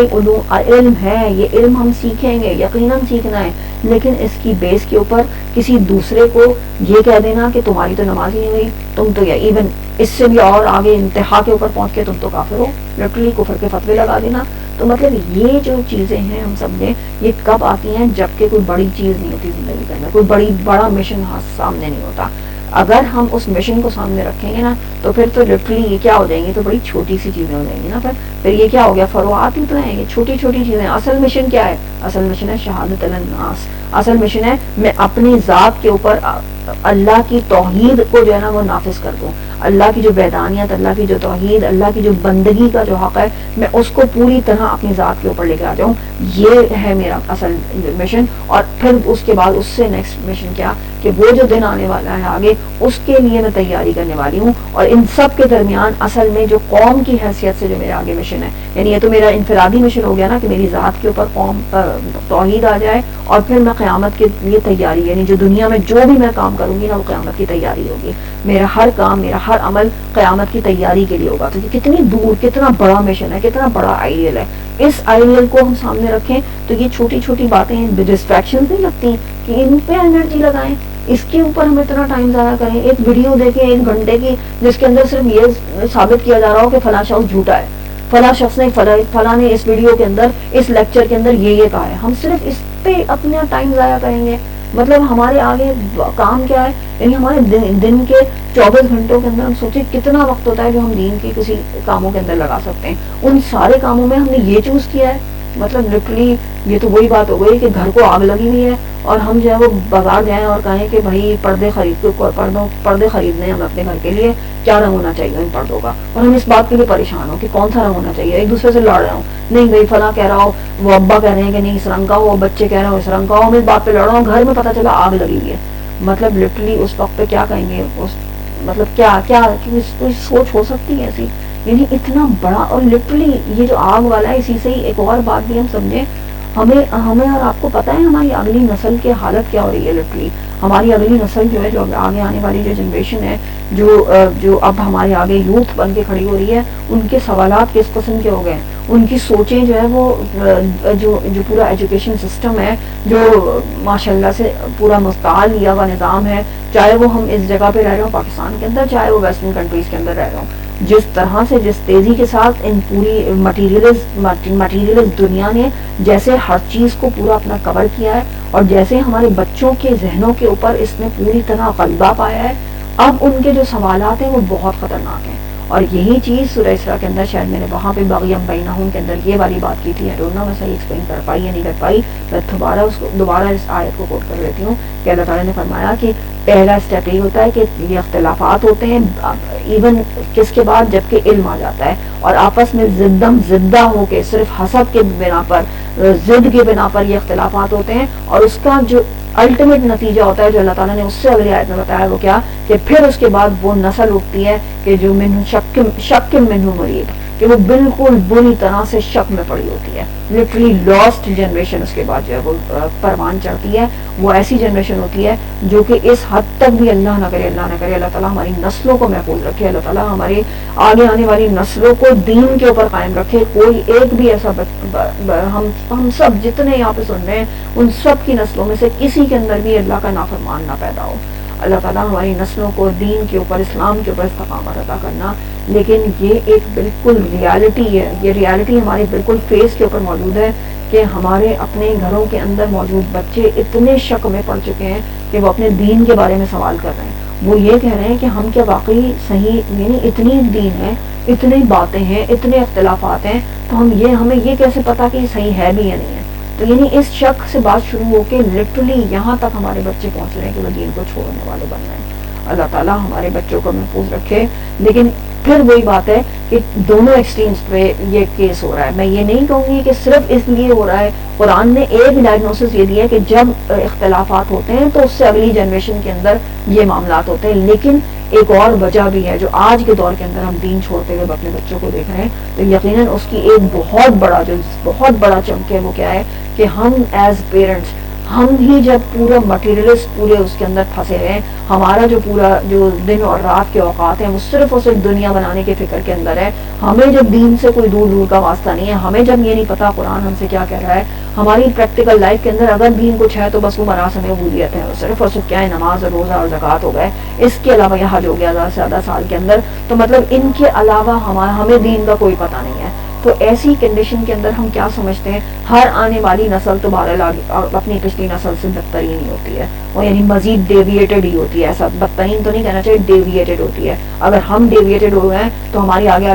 آنے والی نسل بہت کم چانسز ہے. ہوتا ہے, ایسا بھی ہوتا ہے. ابراہیم آزر کے گھر سے ابراہیم علیہ السلام بھی پیدا ہو جاتے ہیں, لیکن بھارت جو ایک رول آف تھمب ہے, جو ایک جو سنت ہے اللہ کی, یا یہ کہنا چاہیے جو انسان کی فطرت ہے, وہ یہی ہے کہ آگے آنے والی نسل مزید جب آسانیاں اس رستے کو چوز کرتی ہیں جس میں مزید آسانیاں ہوتی ہیں, جو اس کے اندر کوئی مشکلات اس کو نظر نہیں آتی, تو ظاہر دین کے اوپر چلنا بہرحال آسان تو نہیں ہے. صراط المستقیم ہے, یہ سیدھا راستہ ہے جو کہ اوپر کی طرف جاتا ہے. اتنا آسان نہیں ہوتا اوپر کی طرف جانا. تو یعنی یہ تو دونوں ہی کنڈیشنز ہم سمجھنے کی موجود ہوتی ہیں. یقیناً اس کو بھی میں بالکل ہم اس کو ختم نہیں کریں گے اپنے ایکویژن سے کہ جو ہے وہ لادینیت بھی اپنے بچوں کی لادینیت کا سبب بن رہی ہے. یہ بھی اپنی جگہ ہے, لیکن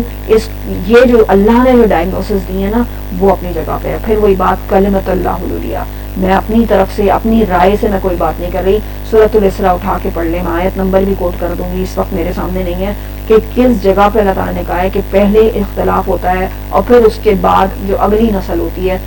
کہ وہ جب اٹھائی جاتی ہے, جو لوگ اس کے بعد اس خلفہم لٹرلی ورڈ آیا ہے, مجھے ایگزیکٹلی اس کی عربی نہیں آ رہی ہے, میرے سامنے ہوتی تو میں بالکل وہ آیت پڑھ کے واضح طور پہ سنا دیتی کہ پھر وہ جو اگلی نسل ہوتی ہے جو ان کے پیچھے بعد جو ان کے خلیفہ بنائے جاتے ہیں وہ پھر شک کے اندر پڑے ہوتے ہیں. شک منہ مریب, لٹرلی الفاظ آئے ہیں اس کے اندر. تو یہ کچھ ایک تھے. اچھا اسی کے ساتھ بس ایک آخری آیت کر دیتے ہیں, ویسے ٹائم زیادہ ہو گیا مجھے پتا ہے, لیکن بس پتہ نہیں جب وقت ایک تو جاگنے کی رات ہے اور قرآن کے ساتھ کنیکشن اور جاگنا, یہ دونوں چیزیں ہینڈ ان ہینڈ ہے. اللہ تعالیٰ اس یہاں پہ بیٹھنا بولنا سب کچھ قبول کرے, اور آپ لوگ بھلے اس کو جو ہے نا چنکس میں سن لیجیے گا کسی وقت پہ. اس میں انشاءاللہ ڈاؤن لوڈ کا آپشن ہوگا, ایک وقت میں آپ لوگوں کو انشاءاللہ مشکل نہیں ہوگی کہ بہت لمبا لیکچر ہے اس کو کس طریقے سے سنا جائے. تو اپنے حساب سے, اپنے وقت کے حساب سے, اپنی آسانی سہولت کے حساب سے جتنا بھی ہو سکے آپ لوگ تھوڑا تھوڑا کر کے بھلے سنتے رہیں. لیکن میں اس وقت صرف کیونکہ ایک یہ ہوتا ہے نا کہ ایک قرآن کے ساتھ ایک وقت گزارنا, ایک تعلق پیدا کرنا, یہ میرے اپنے لیے, اس لیے میں اس کو ابھی کنٹینیو کر رہی ہوں کہ بس ایک آخری آیت ہے جس کے اوپر ہم ابھی بات کر لیتے ہیں کہ یا ایھا الذین آمنوا انفقوا مما رزقناکم من قبل ان یأتی یوم لا بیع فیہ ولا خلۃ ولا شفاعۃ والکافرون هم الظالمون. اب اللہ تعالیٰ کیا بتا رہا ہے, وہی جو اتنی بڑی جو ہمارا جو ایک پرابلم اللہ تعالیٰ نے ہمارے سامنے ڈائگنوز کر کے بتا دیا نا, بیماری بتا دی ہمیں. اور وہ کیا بیماری ہے, جو اختلافات, جو ڈس ایگریمنٹس لیڈس ٹو, یعنی ڈس ایگریمنٹس کو گائیڈ کرنا نہیں آتا, اس کو راستہ اس کو نیویگیٹ کرنا نہیں آتا کہ ڈس ایگریمنٹ کیسے کیے جائیں گے, یعنی وہ احترام کے ساتھ ایک دوسرے سے اختلاف کیسے کیا جائے گا. جب یہ اور ایک ڈائگنوسس اللہ تعالیٰ نے کیوں بتایا, یہ کیوں ہوتا ہے جب مشن آنکھوں سے اوجھل ہوتا ہے, جب اصل جو بڑی براڈ انسان کی ویژن جو ہے نا وہ کمزور ہو جاتی ہے, دور تک دیکھنے کے قابل نہیں ہوتا, تو پھر ان چھوٹی چھوٹی باتوں میں اختلاف شروع ہوتا ہے. اور پھر اس کے بعد انسان جو ہے اگر وہ اختلاف کرنا نہیں آتا, احترام کے ساتھ اختلاف کرنا نہیں آتا, ڈس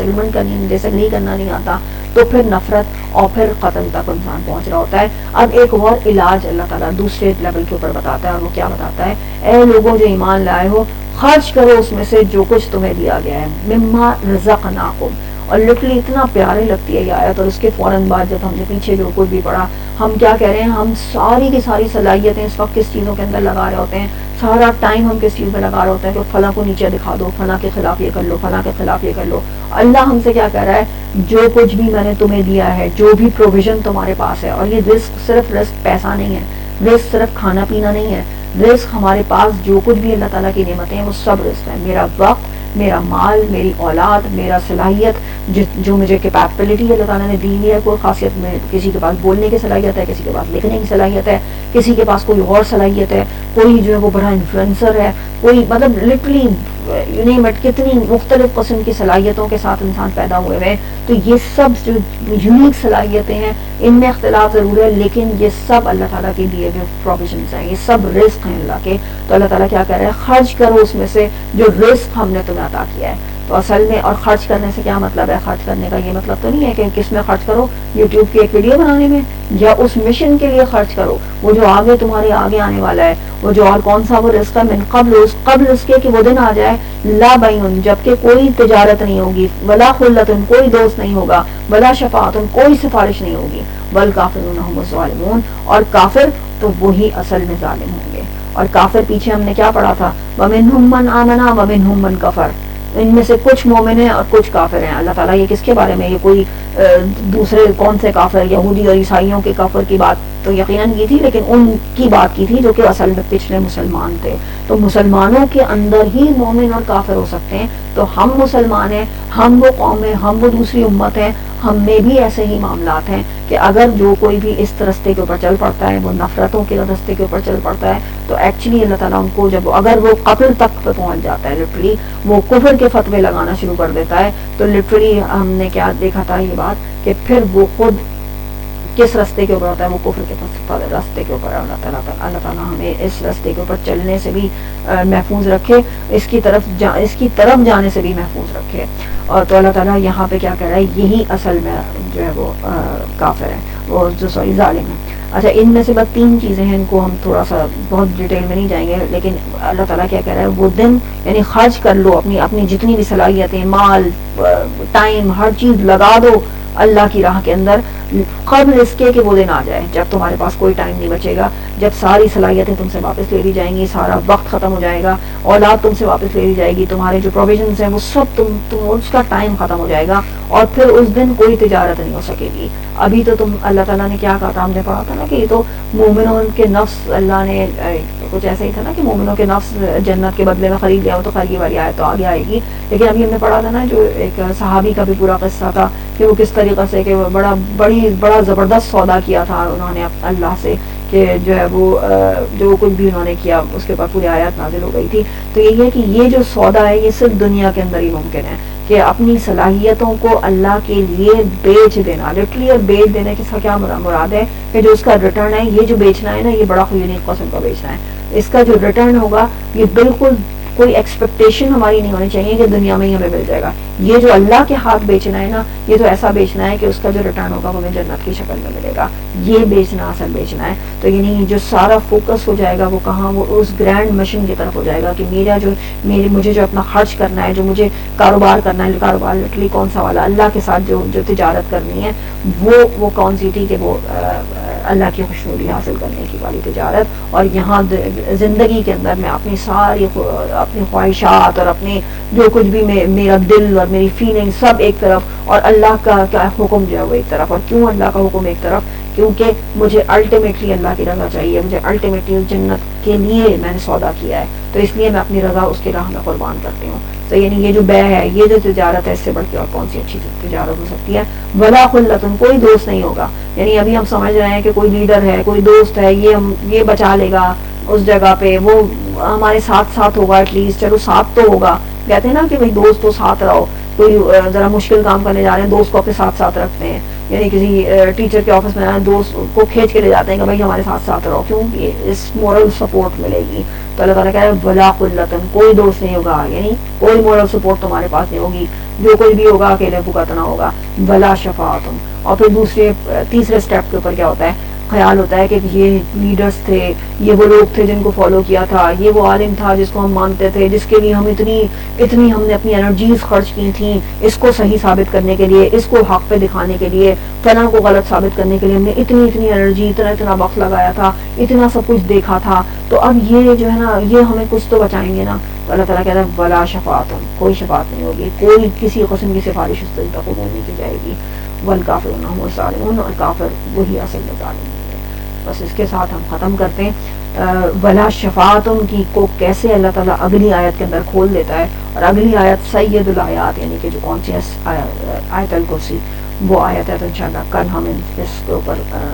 ریفلیکٹ کریں گے, کل ہم اس کو پڑھیں گے, اور اللہ تعالیٰ ہمیں اس کا حق ادا کرنے والا بنائے. اور وہ جو سیکوینس ہے جو کہ کتنا خوبصورت طریقے سے اللہ تعالیٰ اس آیت الکرسی تک ہمیں لے کر آیا ہے, اس کے وہ سیکوینس بھی ہمیں سمجھنے والا بتایا کہ اس جگہ پہ جہاں پہ یہ آیت الکرسی آ رہی ہے, یہاں اس کی کیا اہمیت ہے. اس سورہ بقرہ کی اس جگہ جہاں پہ ہم کیا پڑھتے آ رہے ہیں کہ اللہ تعالیٰ ہم سے یہ کہہ رہا ہے کہ یہ جو اختلافات ہو رہے ہیں اس کو نیویگیٹ کرنا سیکھ لو, اپنے مشن کو پہچان لو, اپنے آپ کو, اپنے پروویژنس کو خرچ کرنے والا بنا لو. اور یہ جو مشن ہے یہ کیوں نظروں سے اوجھل ہو جاتا ہے, اس لیے کہ اللہ تعالیٰ کی اصل جو کہنا چاہیے, جو اللہ کی اصل پکچر ہے, جو اللہ تعالیٰ کی ذات ہے, وہ ہماری نگاہوں سے اوجھل ہو جاتی ہے. تو لیٹس ریوائو. اللہ تعالیٰ کہتا ہے مدنی صورت ہے, مدینے کے اندر اللہ کو سب جانتے ہیں, توحید کو سب جانتے ہیں, لیکن یہ ایک آیت ہم دیکھیں کیا زبردست اللہ تعالیٰ کی ایک ایک صفت کو کیسے کس کس طریقے سے ہائی لائٹ کرتی ہے. انشاءاللہ ہم کل اس کے اوپر غور کریں گے, لیکن یہ سیکوینس ایک ہمارے سامنے آ گیا کہ کس طریقے سے ہم اس آیت الکرسی کے اوپر پہنچے ہیں. صدق اللہ العظیم. سبحانک اللہم و بحمدک نشہد ان لا الہ الا انت نستغفرک و نتوب الیک. اللہم انک عفو کریم تحب العفو فاعف عنی. اللہم انک عفو کریم تحب العفو فاعف عنی. اللہم انک عفو کریم تحب العفو فاعف عنا. آمین یا رب.